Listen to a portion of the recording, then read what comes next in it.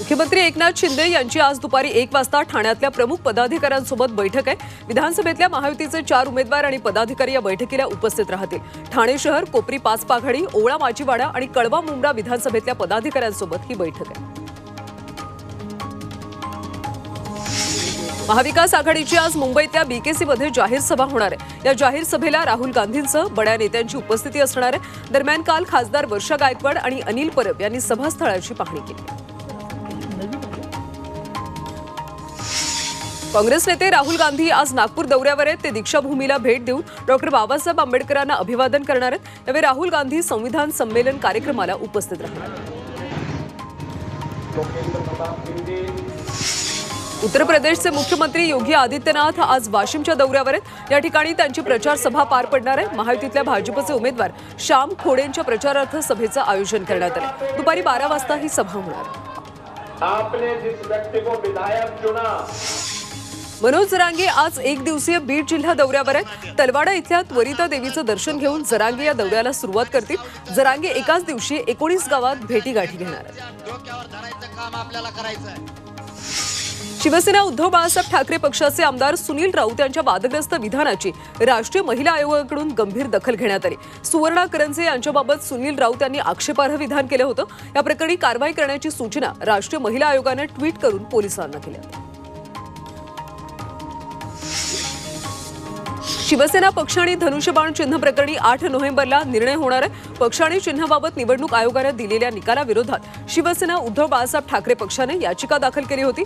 त्यावर सरन्यायाधीश धनंजय चंद्रचूड आणि त्यांच्या निवृत्तीच्या आधी ते निकाल देणार आहेत।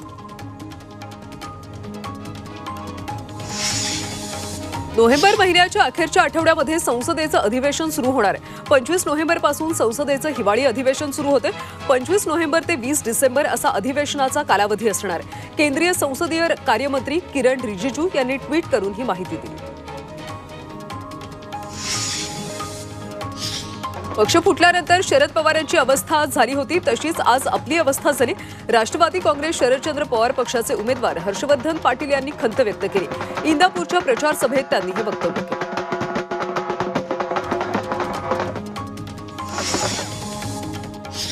स्वतःला अभिमन्यू म्हणत देवेंद्र फडणवीस यांनी आपण अयशस्वी असल्याचं कबूल केलं असा टोला प्रहार जनशक्तीचे अध्यक्ष बच्चू कडू यांनी फडणवीसांना लगावला। एका बाजूला देवा भाऊ आणि एका बाजूला दाढी भाऊ आणि एका बाजूला जॅकेट भाऊ, मग नेमका कोणता खरा भाऊ तुमचा? हे भाऊ वगैरे काही नाही, जाऊ तिथं खाऊ आहेत। उद्धव ठाकरेंनी मुख्यमंत्री आणि दोन्ही उपमुख्यमंत्र्यांवर टीका केली। भाऊ आला तर ठीक ना, 3 भाऊ येतात। महाविकास आघाडीचं सरकार आल्यावर मुलींसोबत मुलांना देखील मोफत शिक्षण देणार, महिला पोलिसांची भरती करणार आणि महिला पोलीस स्टेशन देखील उभी करणार। उद्धव ठाकरेंनी कोल्हापूरच्या सभेत ही घोषणा केली। महाविकास आघाडीचं सरकार आल्यावर जीवनावश्यक वस्तूंचे भाव स्थिर ठेवणार, 5 वर्ष सरकार देखील स्थिर आणि जीवनावश्यक वस्तूंचे भाव स्थिर ठेवणार असल्याचं उद्धव ठाकरे यांनी कोल्हापूरच्या सभेत आश्वासन दिलं। 5 वर्षामध्ये आपण प्रामाणिक माणसाला तिकीट न देता पैसे घेऊन तिकीट द्यायचे शिवसेना उद्धव ठाकरे पक्षात सुरू असल्याची टीका आमदार हेमंत पाटील यांनी केली। नांदेड उत्तरचे शिवसेनेचे उमेदवार आमदार बालाजी कल्याणकर यांच्या पक्ष कार्यालयाच्या उद्घाटन प्रसंगी त्यांनी हे वक्तव्य केले।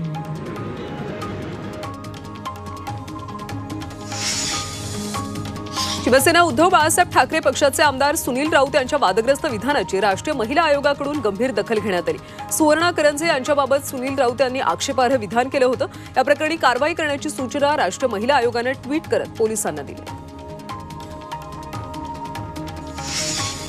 आगामी काळात महाविकास आघाडी आणि महायुती दोन्ही आपल्याला मदत करतील असा विश्वास प्रहारचे अध्यक्ष बच्चू कडू यांनी व्यक्त केला। अकोला पश्चिम मतदारसंघातून प्रचारादरम्यान ते बोलत होते।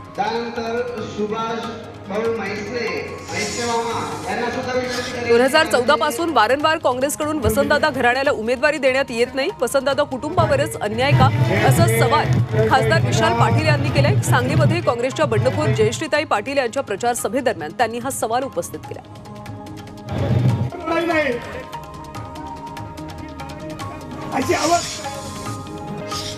सामान्य कार्यकर्त्यांच्या सन्मानासाठीच मधुरिमा राजे छत्रपतींनी माघार घेतल्याचा खुलासा खासदार शाहू छत्रपतींनी केला। याबाबत शाहू छत्रपतींनी पत्रक लिहिलंय। एका कुटुंबात काँग्रेसच्या सामान्य कार्यकर्त्याला नाराज करून निवडणूक लढवणं मान्य नसल्याचं त्यांनी पत्रकात म्हटलंय। कोल्हापूर उत्तरमधून राजेश लाटकर यांना काँग्रेसनं पुरस्कृत उमेदवार म्हणून जाहीर केलं। याबाबत इंडिया आघाडीच्या एकत्रित बैठकीत हा निर्णय झाल्याची घोषणा खासदार शाहू छत्रपती महाराजांनी केली।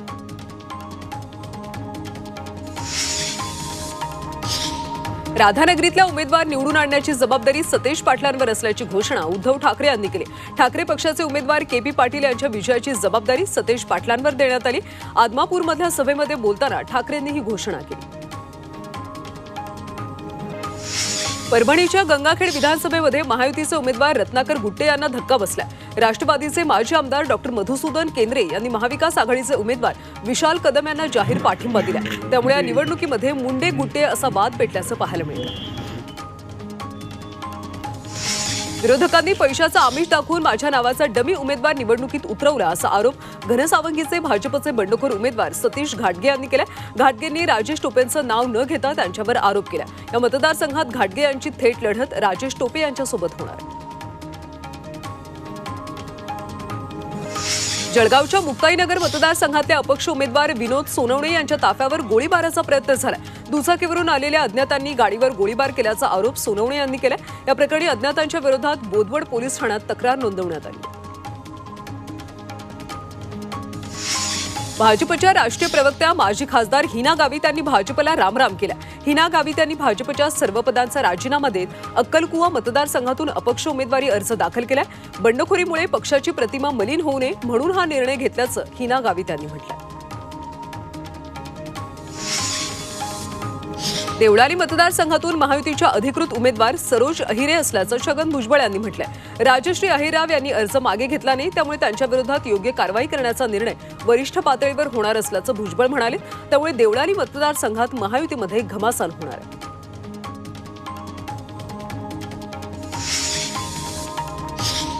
कळवा मुंब्रा मतदारसंघात वंचितनं पंढरीनाथ गायकवाड यांना रिंगणात उतरवलं। यावेळी अनेक नगरसेवकांनी खुला आणि छुपा पाठिंबा आम्हाला आहे असा दावा गायकवाड यांनी केला। या मतदारसंघात राष्ट्रवादी विरुद्ध राष्ट्रवादी तसंच मनसे वंचित अशी लढत होणार आहे। नागपूरमधल्या शिवसेना नेते आणि माजी आमदार राजू पारवे यांनी भाजपमध्ये प्रवेश केला। उपमुख्यमंत्री देवेंद्र फडणवीस यांच्या घरी त्यांचा पक्षप्रवेशाचा कार्यक्रम झाला। उमरेड मतदारसंघ भाजपला सुटल्यानंतर राजू पारवे यांनी सुरुवातीला बंडखोरीचा पवित्रा घेतला होता। भाजपचे राष्ट्रीय कार्यकारिणीचे माजी सदस्य हनुमंत कोकरे यांनी राष्ट्रवादी शरद पवार पक्षात प्रवेश केला। कोकरे यांच्यासोबत त्यांच्या काही सहकाऱ्यांनी राष्ट्रवादी काँग्रेस शरदचंद्र पवार पक्षात प्रवेश केला। कोल्हापूरच्या शिरोळमध्ये अपक्ष महायुती पुरस्कृत उमेदवार राजेंद्र पाटील यड्रावकर यांच्या प्रचारार्थ मुख्यमंत्री एकनाथ शिंदे यांच्या उपस्थितीत महिला मेळावा पार पडला। यावेळी सावत्र भाऊ लाडकी बहीण योजना बंद करण्यासाठी न्यायालयात गेले असं म्हणत मुख्यमंत्र्यांनी विरोधकांवर निशाणा साधला। अजित पवारांचे स्टार प्रचारक म्हणून अभिनेता भाऊ कदम आता प्रचार करणार आहेत। राष्ट्रवादी काँग्रेसचे स्टार प्रचारक म्हणून भाऊ कदम निवडणुकीच्या मैदानात उतरणार आहेत। सयाजी शिंदेंच्या नंतर मराठीतले आघाडीचे आणि विरोधी अभिनेते भाऊ कदम राष्ट्रवादी काँग्रेससोबत जोडले गेले। कल्याण पश्चिम मतदारसंघातले महायुतीचे उमेदवार आमदार विश्वनाथ भोईर यांनी प्रचाराला सुरुवात केली। टिटवाळातल्या महागणपतीचं दर्शन घेऊन भोईर यांनी निवडणूक प्रचार सुरू केला। यावेळी टिटवाळा मंदिर परिसरातून वाजत गाजत भव्य रॅली काढण्यात आली।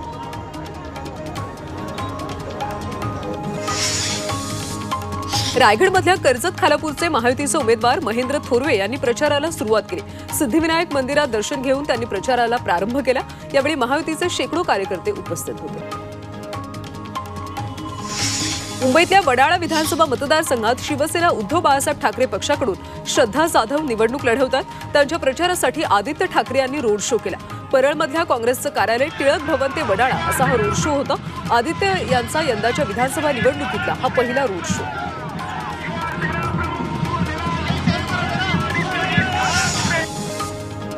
कळवा मुंब्रा मतदारसंघात राष्ट्रवादीचे उमेदवार नजीम मुल्ला यांनी जोरदार शक्ती प्रदर्शन केले। महायुतीतल्या असंख्य कार्यकर्त्यांसोबत भव्य अशी रॅली नजीम मुल्ला यांनी काढली।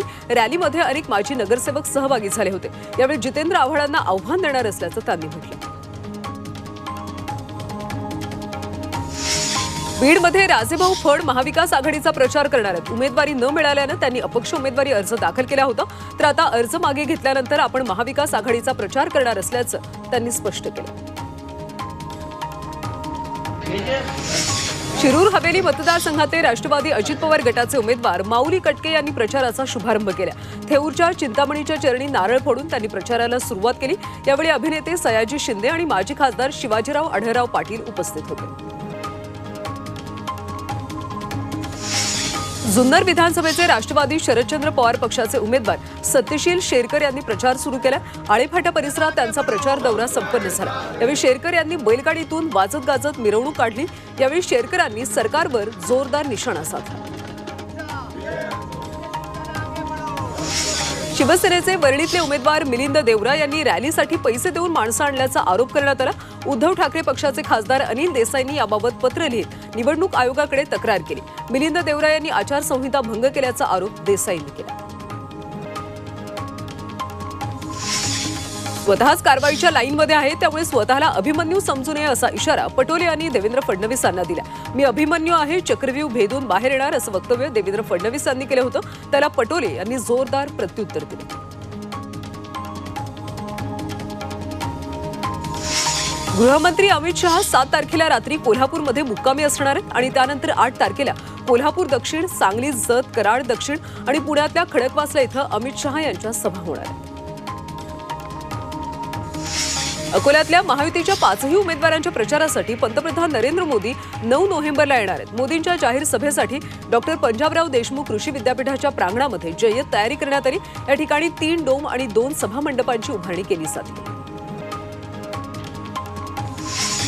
रायगडमधल्या 7 विधानसभा मतदारसंघात 20,668 मतदारांची वाढ झाली. निवडणूक विभागाकडून जाहीर केलेल्या अंतिम मतदार यादीनुसार एकूण 24,88,000 मतदार आहेत. यामध्ये 12,59,567 पुरुष आहेत तर 12,29,130 महिला असून 91 तृतीयपंथीय मतदारांची संख्या आहे. संजय कुमार वर्मा यांची राज्याच्या पोलीस महासंचालक पदाची पदभार त्यांनी स्वीकारला.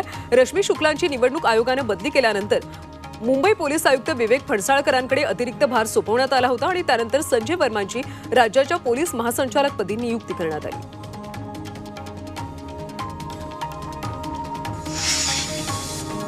नाशिक जिल्ह्यातल्या त्र्यंबकेश्वरमध्ये एका तरुणाचा 2 टोळक्यांच्या मारहाणीमध्ये मृत्यू झाला. अंकुश गहिरे असं उपचारादरम्यान मृत्यू झालेल्या तरुणाचं नाव आहे. मृत्यूनंतर नातेवाईकांनी पोलीस स्टेशनमध्ये मृतदेह आणून आरोपींच्या अटकेच्या मागणीसाठी ठिय्या आंदोलन केलं. पंढरपुरात 12 नोव्हेंबरला कार्तिकी एकादशी असणाऱ्या यात्रेसाठी अंदाजे 8 ते 10 लाख वारकरी भाविक येतात. कार्तिकी यात्रा कालावधीमध्ये भाविकांना आवश्यक आणि मुबलक सोयी सुविधा मंदिर समितीच्या मार्फत उपलब्ध करून देणार असल्याची माहिती कार्यकारी अधिकारी राजेंद्र शेळके यांनी दिली. सांगलीतल्या दिमागदार सोहळ्यामध्ये अभिनेत्री सुहासिनी जोशी यांना विष्णुदास भावे गौरव पुरस्कारानं सन्मानित करण्यात आलं. नाट्य संमेलनाचे अध्यक्ष जब्बार पटेल यांच्या हस्ते हा पुरस्कार प्रदान झाला. या सोहळ्यामध्ये अखिल भारतीय मराठी नाट्य संमेलनाच्या नूतन अध्यक्षा तारा भवाळकर यांची प्रमुख उपस्थिती होती. पीएचडी प्रवेशपूर्व परीक्षेचा ऑनलाईन अर्ज भरण्यासाठी आज शेवटची तारीख आहे. त्यामुळे सर्व परीक्षार्थ्यांना विहित कालावधीमध्ये निर्धारित शुल्कासह अर्ज करण्याचं आवाहन मुंबई विद्यापीठाने केलं. ही परीक्षा विविध 77 विषयांसाठी 17 नोव्हेंबरला होणार आहे. 10वीच्या परीक्षेच्या अर्जासाठी 19 नोव्हेंबरपर्यंत मुदतीत वाढ देण्यात आली. त्यामुळे 6 ते 19 नोव्हेंबर या कालावधीमध्ये नियमित शुल्कासह तर 20 ते 30 नोव्हेंबर दरम्यान विलंब शुल्कासह अर्ज भरता येणार आहेत.